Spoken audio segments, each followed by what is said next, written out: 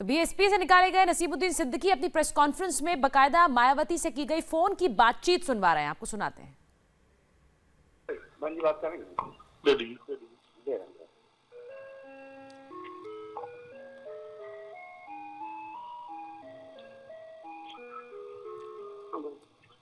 जी भाई जी आदेश। हाँ भाई, जो आपको काम दे रखा है उसको थोड़ा जल्दी करो। बहन जी उसी में लगे हुए हैं। मैं बहन जी आपको नाराज नहीं देखना चाहता बहन जी। चलो ठीक है, अच्छी बात है, कर लोगे तो आगे बढ़ जाओगे। नहीं बहन जी, जो आपका आदेश है बहन जी वो मुझे पालन करना है। और बहन जी इसके आगे मैं क्या कहूँ। दूसरा क्या है, ये लिख लो थोड़ा सा। हाँ जी बहन जी। सवाल खास जो विधानसभा की सीट है जी बहन जी, जिसको आपने मेंबरशिप की किताबें दिलाई थी, अभी तक उसका हिसाब नहीं हुआ है, उससे बात करो। मैं बात करता हूँ बहन जी। और दूसरा क्या है, एक मोदी नगर वाला है सिवाल, तो आपने उधर टिकट दिलवाया था मेरे ख्याल। ठीक ठीक बहन जी, मोदी नगर। हाँ, और एक लोनी वाला है। लोनी जी बहन जी। और दूसरा क्या है कि इसको ये बहुत ज्यादा वो इधर उधर कर रहा है, वो अमरपाल शर्मा वाली सीट वाला जो है। अच्छा, जलालुद्दीन। हाँ जी बहन जी, उससे बात तो हुई थी मैं। है नहीं, और ये आपकी जिम्मेवारी बनती है, आपने अपनी जिम्मेवारी पे दिलवाई थी उनको किताबें। नहीं बहन जी, मैं सब उनसे कहता हूँ, बुलाता हूँ। उनको बोलो, वो जो सवाल खास वाला है जी बहन जी, मोदी नगर वाला है, वो जो मुस्लिम है। मैं बोलता हूँ बहन जी, अब जरा तो काम निबट जाए तो मैं चला भी जाऊँगा। मैं चला भी जाऊँगा। शर्मा वाला ये ठीक नहीं है, वो आनाकानी कर रहे हैं, मतलब मैं बहन जी चला भी जाऊंगा, जरा इधर वो हो जाए। और बहन जी मैं आपको नाराज नहीं देखना चाहता, मैं बहन जी आपके आदेश के तहत काम करूंगा। तो पैसे के उगाही के जो आरोप लगा रहे हैं नसीमुद्दीन सिद्दीकी मायावती पर, उसी को लेकर ये ऑडियो टेप उन्होंने सुनवाया, जिसमें मायावती इस तथाकथित ऑडियो टेप में जो आवाज है वो मायावती कह रही हैं कि पैसे चाहिए, जिन उम्मीदवारों को टिकट दिए गए उन उम्मीदवारों से पैसे अभी तक वापस नहीं आए हैं। समाज पार्टी से निष्कासित नेता नसीमुद्दीन सिद्दीकी इस वक्त प्रेस कॉन्फ्रेंस कर रहे हैं, उनको सुनते हैं। किसी के माध्यम से नहीं, और खास तौर से जो मुस्लिम लोग हैं उनकी जिम्मेवारी टोटल आपकी होगी। अब बहन जी जो आप कहेंगे वो जी बहन जो आप कहेंगे वो करूंगा, लेकिन मैंने नहीं करवाया भाई, वो चलो छोड़ो, अभी मैं अपनी जिम्मेवारी से नहीं भी कराया तो भी अपनी जिम्मेवारी निभाओ। ये मैं तैयार हूँ, बिल्कुल भाई जी मैं तैयार हूँ। आप जिम्मेदारी और आपकी मर्जी के बिना मैंने किसी का टिकट फाइनल नहीं किया था, ये भी मान के चलो। और मैंने मेंबरशिप की किताबें उनको दी थी कि आप मेंबर बनाओ तब मैं टिकट दूंगी। तो आप अब कम से कम हमारा किताबें तो दे दे कटी हुई मेंबरशिप की है। जी बहन जी उनसे मुलाकात भाई बात की है, सब लोगों ने बात किया। चलो छोड़ो, अभी वो तो करेंगे चेंज, लेकिन उनके 9 तारीख की शाम को 4 बजे लेकर आओ, तब मैं यहाँ बात करती हूँ। अच्छा ठीक है, क्योंकि थोड़ा सा अपनी जिम्मेवारी को समझो, आप पार्टी के वरिष्ठ आदमी हैं, क्योंकि आप इतने साल से कई साल से उधर देखते रहे हैं, तो इन लोगों का नहीं होगा।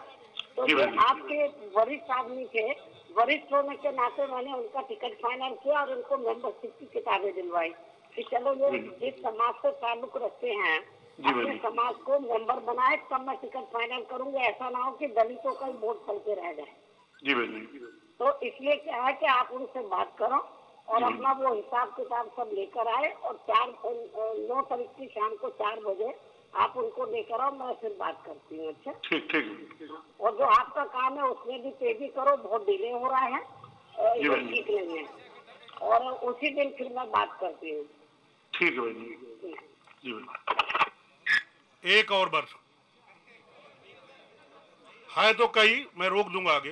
हेलो जी मंत्री जी भैया, सब बहन जी बात करना चाह रहे हैं। चलो इसको आगे ना बढ़ा दें, वाला कर दें, इसको बढ़ा दो, आगे वाला करो, इसके बाद वाला करो। मर्डर वाला अभी नहीं, जब वो आगे बढ़ेंगे तब। जी सर। जी भैया जी भैया, मैं सबूत के साथ दूंगा। आना था भाई, मैं सुनिए जरा, जिनको आना था उनके इंतजार 9 तारीख की शाम को कुछ लोगों से बात हुई थी, कुछ 4 लोगों से बजे बात नहीं हो पाई थी, वो अब आ जाए तो फिर लेके आऊँ। हाँ जी, अब वो उन्हीं के इंतजार में बैठा हूँ। फोन किया तो कुछ लोगों से बात हुई, रास्ते में है, कुछ से बात ही नहीं हो पा रही, फोन ही नहीं उठा रहे। क्या बताऊं, मैं उन्हीं के इंतजार में हूँ।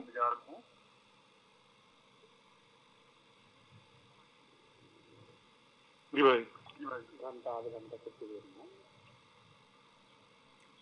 अब तो कह रहे हैं आ रहे हैं, क्या करें। बाकी 2-3 लोगों से बात हुई, बाकी तो फोन ही नहीं उठा रहे हैं, या तो आप किए हुए।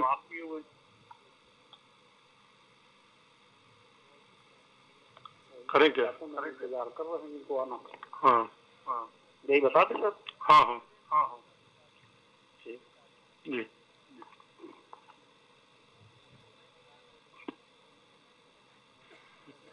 अगला जल्दी करो, 1 मिनट का है अगला बस। सर जी, आप आ जाइए और उनको हम बता दीजिए कि अपने घर खराब वगैरह कि जो जब वो लोग आ जाए तो यहाँ भेज देंगे 13 नंबर। भैया उनसे बात भी तो करनी है ना। जी, आपको भाई ने कहा कि आपको बुला लो। भाई मुझे काम तो उन्हीं के साथ है ना, मेरे अकेले आने का क्या मतलब? मैं लेकर के आता हूँ। ये भाई ने कहा कि उनको बुला लो तुम, तो अपना आते रहेंगे। भाई उनसे बात भी तो करनी है, उनसे फोन पे सारी बात थोड़ी। चलो इसको आगे बढ़ाओ, आगे बढ़ाओ। 2 मई की शाम का। हाँ भाई, जब जिम्मे यार पूछ रहे कि वो लोग आए कि नहीं, आज तो आना था। भैया बात करा दे दीजिए।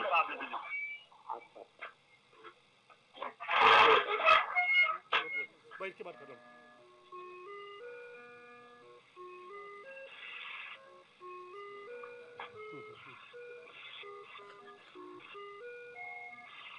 हेलो। हाँ बहन जी, आदेश बहन जी। हाँ भाई, वो आए नहीं। बहन जी वो कह रहे हैं आ रहे हैं। मैं सोचता आ जाऊँ तो मैं लेकर के आ जाऊँ। नहीं, चलो आप आ जाओ, आप तो आ जाओ। तो बहन जी आ जाने दीजिए, फिर ज्यादा अच्छा रहता, फिर वो चले जाएंगे। पता नहीं कितने बजे आएंगे। बहन जी मजबूरी है, मुझे बात करनी है, आप आ जाओ। अब बहन जी मैं बहुत टार्चर हो चुका हूँ, आपने, आनंद भैया ने और मिश्रा जी ने बहुत टार्चर किया बहन जी मुझे। मैं डरता हूँ आपसे। फोन रख दिया। इसके आगे अब आगे बात रोक दो, बाकी बाद में देखा जाएगा। मैं सिर्फ, आप लोग भी कहीं ना कहीं से मेरे परिवार के हैं। बताइए ऐसी हालत पे मैंने झूठ बोला है, मैंने पैसे मांगे हैं, मैंने गलत किया है। यहां ना बोल सकिएगा तो फोन पे ही सलाह दे दीजिएगा, भाई के नाते डरिएगा नहीं, फोन टेप नहीं होगा।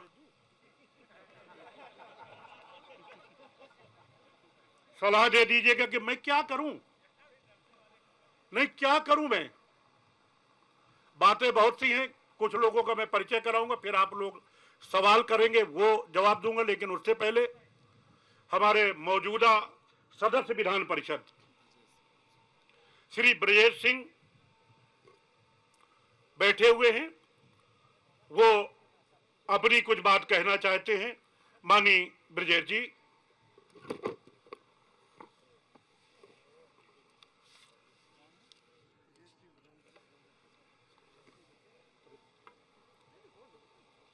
नमस्कार आप सभी पत्रकार बंधुओं को यहाँ पर उपस्थित। कल की जो घटना है, इलेक्ट्रॉनिक मीडिया समाचार पत्रों के माध्यम से जब मुझे जानने को मिला कि श्री नसीमुद्दीन जी को बहुजन समाज पार्टी ने निकाल दिया है तथा उनके पुत्र श्री अफजल सिद्दीकी को, तो मुझे यह महसूस हुआ कि जो व्यक्ति 35 वर्षों से निरंतर अपने खून पसीने से इस दल को सींचने का काम किया, पल्लवित और पोषित किया, उस व्यक्ति के साथ जब इस ढंग की घटना हो सकती है, अनर्गल आरोप लगाकर दल से निकाला जा सकता है, दल में किसी भी प्रकार का आंतरिक लोकतंत्र नहीं है, तो किसी भी आम कार्यकर्ता के लिए, किसी भी नेता के लिए इस दल में कभी भी कोई कार्रवाई की जा सकती है। आज इस दल की राष्ट्रीय अध्यक्षा सुश्री मायावती जी को श्री सतीश चंद्र मिश्र जी ने वैचारिक रूप से कैद करके रखा है।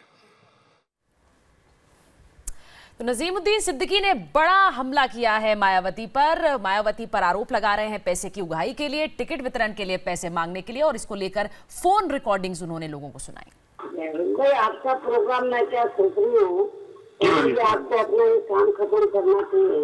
तो मध्य प्रदेश में फिर बाद में बनाओ, मतलब इतना जल्दबाजी मत करो। बहन जी नहीं जा रहा हूँ, जो आपने काम बताया था पहले उसी में लगो, वो बहुत जरूरी है।